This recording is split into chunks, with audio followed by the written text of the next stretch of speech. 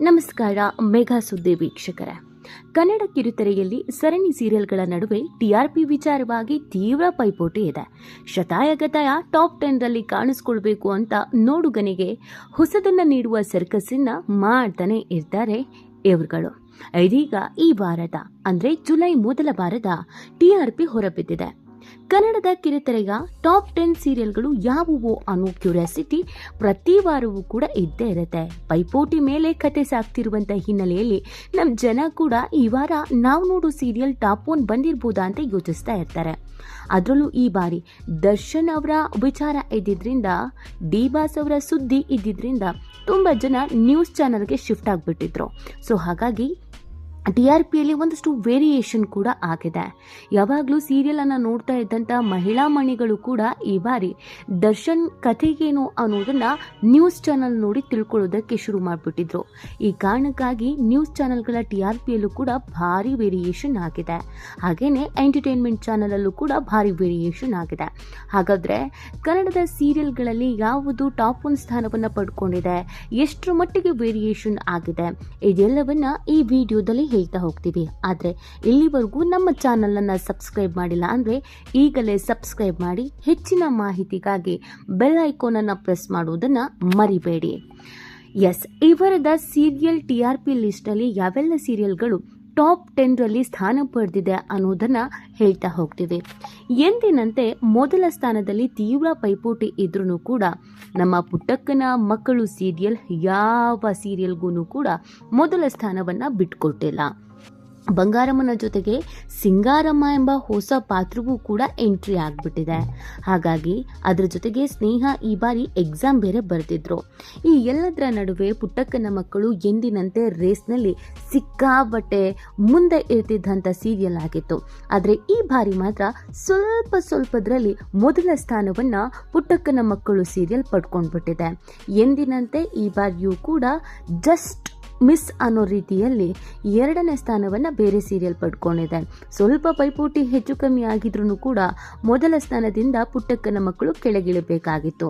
ಆದರೆ ಪುಟ್ಟಕ್ಕನ ಮಕ್ಕಳು ಸೀರಿಯಲ್ನ ಕಥೆ ಚೆನ್ನಾಗಿರೋದ್ರಿಂದ ಮತ್ತು ಅಭಿನಯ ಕೂಡ ಚೆನ್ನಾಗಿರೋದ್ರಿಂದ ಮತ್ತು ಸಿಂಗಾರಮ್ಮ ಅನ್ನೋ ಹೊಸ ಪಾತ್ರ ಬೇರೆ ಎಂಟ್ರಿ ಆಗಿರೋದ್ರಿಂದ ಟಿಆರ್ಪಿಯಲ್ಲಿ ಮೊದಲ ಸ್ಥಾನವನ್ನ ಪುಟ್ಟಕ್ಕನ ಮಕ್ಕಳು ಪಡ್ಕೊಂಡಿದೆ. ಏನು 2ನೇ ಪಾತ್ರ ಅಥವಾ 2ನೇ ಸೀರಿಯಲ್ ಯಾವುದು ಅಂತ ನೋಡೋದಾದ್ರೆ ಲಕ್ಷ್ಮೀ ನಿವಾಸ ಸೀರಿಯಲ್ ಹಲವು ಕೋನಗಳಲ್ಲಿ ನೋಡುಗರನ್ನ ಸೆಳೀತಾ ಇದೆ. ಈ ಧಾರಾವಾಹಿ ಈ ವಾರವೂ ಕೂಡ ಎಂದಿನಂತೆ ಟಿಆರ್ಪಿಯಲ್ಲಿ 2ನೇ ಸ್ಥಾನವನ್ನ ಪಡ್ಕೊಳ್ತಾ ಇದೆ. ಲಕ್ಷ್ಮೀ ನಿವಾಸದಲ್ಲಿ ಒಂದ್ ಕಡೆ ಸಿದ್ದೇಗೌಡರು ಹಾವಳಿ ಆದ್ರೆ ಇನ್ನೊಂದ್ ಕಡೆ ಚಿನ್ನುಮರಿ ಹಾವಳಿ ಆಗ್ಬಿಟ್ಟಿದೆ. ಸೊ ಎರಡೂ ಸ್ಟೋರಿಗಳು ಕೂಡ ಅಂದ್ರೆ ಒಂದೇ ಸೀರಿಯಲ್ನಲ್ಲಿ ಪ್ರಸಾರವಾಗ್ತಿರುವ ವಿಭಿನ್ನ ಪಾತ್ರ, ವಿಭಿನ್ನ ಕಥೆಗಳು ಜನರಿಗೆ ಇಷ್ಟ ಆಗಿರೋದ್ರಿಂದ, ಹತ್ತಿರವಾಗಿರೋದ್ರಿಂದ 2ನೇ ಸ್ಥಾನವನ್ನ ಲಕ್ಷ್ಮೀ ನಿವಾಸ ಸೀರಿಯಲ್ ಪಡ್ಕೊಂಡಿದೆ. ಸ್ವಲ್ಪ ಪ್ರಯತ್ನ ಪಟ್ರೆ ಮೊದಲ ಸ್ಥಾನಕ್ಕೆ ಇನ್ನೇನು ಕೆಲವೇ ವಾರಗಳಲ್ಲಿ ಜಿಗಿದ್ರೂ ಆಶ್ಚರ್ಯ ಇಲ್ಲ. ಈಗಾಗಲೇ ಸಾಕಷ್ಟು ಬಾರಿ ಮೊದಲ ಸ್ಥಾನವನ್ನ ಲಕ್ಷ್ಮೀ ನಿವಾಸ ಪಡ್ಕೊಂಡಿದೆ. ಸೊ ಶತಪ್ರಯತ್ನವನ್ನ ಮಾಡ್ತಾ ಇದೆ ಪುಟ್ಟಕ್ಕನ ಮಕ್ಕಳು ಸೀರಿಯಲ್ ಅನ್ನ ಹಿಂದಿಕ್ಬೇಕು ಅಂತ. ಸ್ವಲ್ಪ ಹೆಚ್ಚು ಕಮ್ಮಿ ಆದ್ರೂ ಖಂಡಿತವಾಗಿ ಲಕ್ಷ್ಮೀ ನಿವಾಸ ಸೀರಿಯಲ್ ಮೊದಲ ಸ್ಥಾನವನ್ನ ಪಡ್ಕೊಳ್ಳೋದ್ರಲ್ಲಿ 2 ಮಾತಿಲ್ಲ. ಇನ್ನು ಆಶ್ಚರ್ಯ ಅಂತಂದ್ರೆ 3ನೇ ಸ್ಥಾನದ್ದು. ಹೌದು, ಜೀ ಕನ್ನಡದಲ್ಲಿ ಒಂದಕ್ಕಿಂತ ಒಂದು ಅದ್ಭುತವಾದಂಥ ಸೀರಿಯಲ್ಗಳೇ ಇದೆ. ಪಾತ್ರವರ್ಗಗಳು ಕೂಡ ಅಷ್ಟೇ ಚೆನ್ನಾಗಿದೆ. ಅಂಥದ್ರಲ್ಲಿ ಈಗ ತಾನೇ ಶುರುವಾಗಿರುವಂಥ ಸೀರಿಯಲ್ 3ನೇ ಸ್ಥಾನಕ್ಕೆ ಬಂದ್ಬಿಟ್ಟಿದೆ. ಹೌದು, ಜೀ ಕನ್ನಡದ ಮತ್ತೊಂದು ಸೀರಿಯಲ್ ಶ್ರಾವಣಿ ಸುಬ್ರಹ್ಮಣ್ಯ ಕಿರುತೆರೆ ವೀಕ್ಷಕರ ಗಮನ ಸೆಳೆಯುವಲ್ಲಿ ಯಶಸ್ವಿಯಾಗಿದೆ. ಈ ಸೀರಿಯಲ್ ಟಿಆರ್ಪಿ ಈ ವಾರ 3ನೇ ಸ್ಥಾನದಲ್ಲಿದೆ. ಹೌದು, ಇದಕ್ಕಿಂತ ಅದ್ಭುತವಾದಂಥ ಕಥೆ ಇದ್ದಂಥ ಸೀರಿಯಲ್ಗಳು ಇದ್ರೂ ಕೂಡ ಈ ಸೀರಿಯಲ್ 3ನೇ ಸ್ಥಾನಕ್ಕೆ ಬಂದಿದೆ.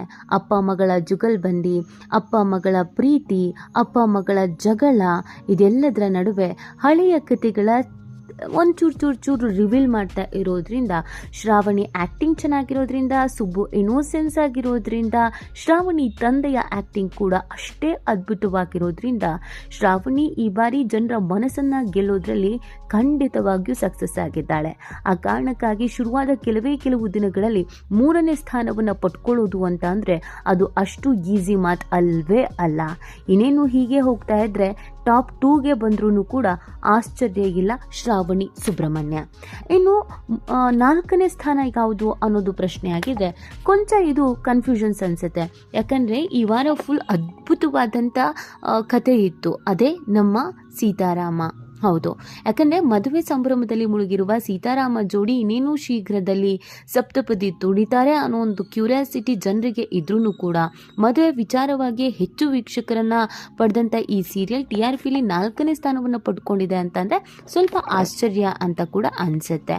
ಬಟ್ ಏನು ಮಾಡೋದಕ್ಕಾಗೋದಿಲ್ಲ, ಈಗ 4ನೇ ಸ್ಥಾನವನ್ನು ಪಡ್ಕೊಂಡಿದೆ. ಇನ್ನು ಜಿ ಕನ್ನಡದಲ್ಲಿ ಪ್ರಸಾರ ಕಾಣ್ತಾ ಇರುವಂಥ ಮಧ್ಯವಯಸ್ಕರ ಒಲುಮೆಗ ಅಮೃತಧಾರೆ ಸೀರಿಯಲ್ ಈ ವಾರ TRPಯಲ್ಲಿ 5ನೇ ಸ್ಥಾನವನ್ನು ಪಡ್ಕೊಂಡಿದೆ.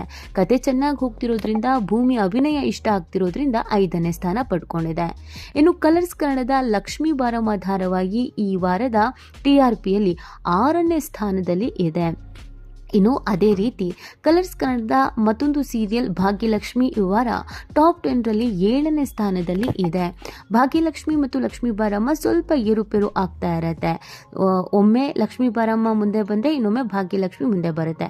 ಎರಡರ ಸ್ಟೋರಿಯು ಕೂಡ ಅದ್ಭುತವಾಗಿದೆ. ಒಂದು ಕಡೆಯಲ್ಲಿ ಅತ್ತೆ ಸೊಸೆ ಪ್ರೀತಿ, ಇನ್ನೊಂದು ಕಡೆಯಲ್ಲಿ ಅತ್ತೆ ಸೊಸೆ ಕಾದಾಟ, ಅದರಲ್ಲಿ ಟ್ರಯಾಂಗಲ್ ಲವ್ ಸ್ಟೋರಿ. ಸೊ ಈ ಎರಡೂ ಕತೆಗಳು ಚೆನ್ನಾಗಿರೋದ್ರಿಂದ ಅಕ್ಕಪಕ್ಕವೇ ಸ್ಥಾನವನ್ನು ಪಡ್ಕೊಂಡಿದೆ, 6 ಮತ್ತು 7ನೇ ಸ್ಥಾನ. ಆದರೆ ಶಾಕಿಂಗ್ ನ್ಯೂಸ್ ಏನು ಅಂತಂದರೆ ರಾಮಾಚಾರಿ ತುಂಬ ಕೆಳಗೆ ಹೋಗ್ಬಿಟ್ಟಿದ್ದಾನೆ.